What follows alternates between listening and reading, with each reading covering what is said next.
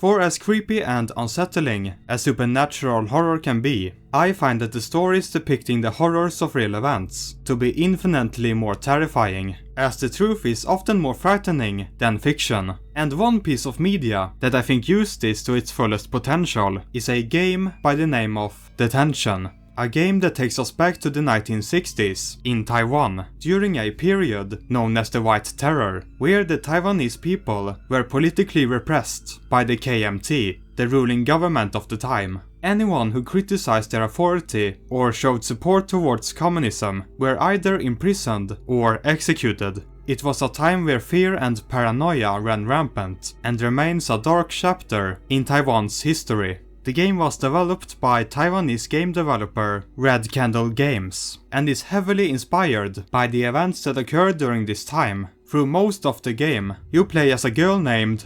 I'm gonna butcher these names. Fong Rai Shin, who is a student of Greenwood High School, a place she gets trapped in during a storm, together with another student named Wei, with our main objective being to uncover the school's dark past, and to find out how and why we are stuck here, which under the course of the game slowly transitions into a story of guilt and trauma that our main character Fang has been haunted by. It's a very tragic story. As the further you play, the more evident it becomes that she was just a victim to the circumstances she had to grow up in. Much like the other characters we meet and hear about during the playthrough. It is not a long game, most will beat it in around 2 to 3 hours, but that was more than enough for me to become invested in the characters and the world itself. And there's a real sense of authenticity to everything you see in the game. It's lived in and alive, which did so much for the game's atmosphere. It is one of the most immersive horror games I have ever played,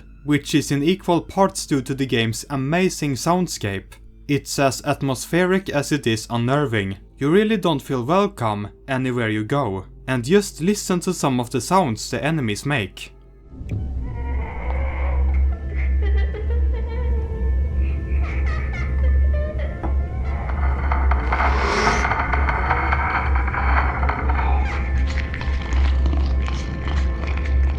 Detention is a beautifully executed game, and I have been very vague about a lot of things, because I highly recommend checking out the game for yourself, if you haven't already. And I also recommend doing some more research into this time period, for as good as the game is, it won't be nearly as impactful without the proper context. I myself did some research into it, and I realized that the game was adapted into a movie back in 2019, as well as a TV series that takes place 30 years after the events of the game and film. And I want to briefly talk about them as well, starting with the movie, which is a very faithful adaptation of the game's story. But it has some key differences that I believe makes it inferior to the experience of the game, most importantly in the way it was structured. The game is intentionally vague about everything, and slowly feeds you more information right up until the game ends, where everything starts to fall into place, and it is very well executed.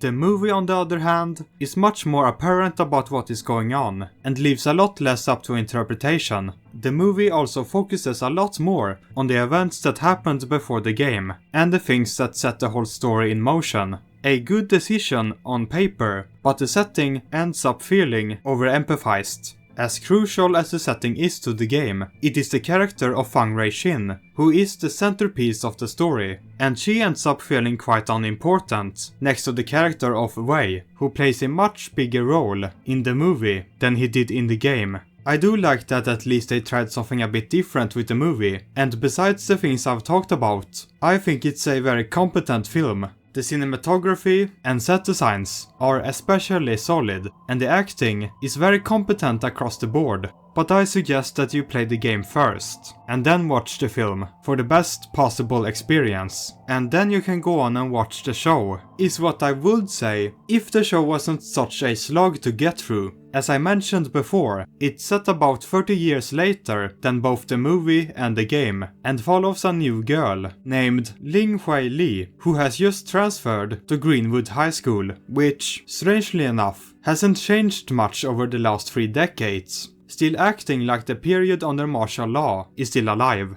Everyone's belongings are confiscated, and any student who strays out of line is being turned into outcasts by their peers. And in a secluded part of the school is an old building said to still be haunted by the spirits of the past. The show is very much a slow burner, where you gradually get to learn more about the characters and the impact that the White Terror had over their lives. But despite being 8 episodes long, the way the White Terror is represented feels oversimplified. It doesn't really engage with the subject matters on a deeper level, and what is left is just boring and predictable. And the few attempts at creating horror oftentimes ends up feeling rather comedic by accident.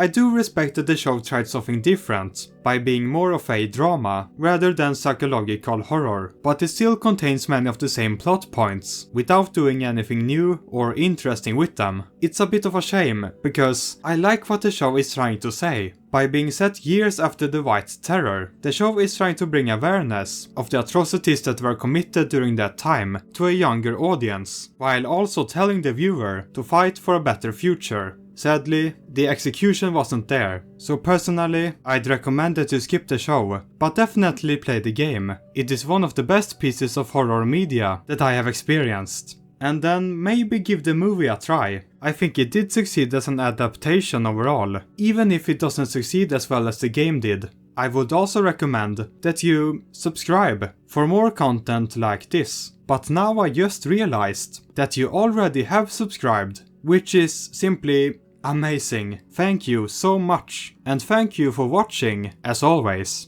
Until next time, have a good one.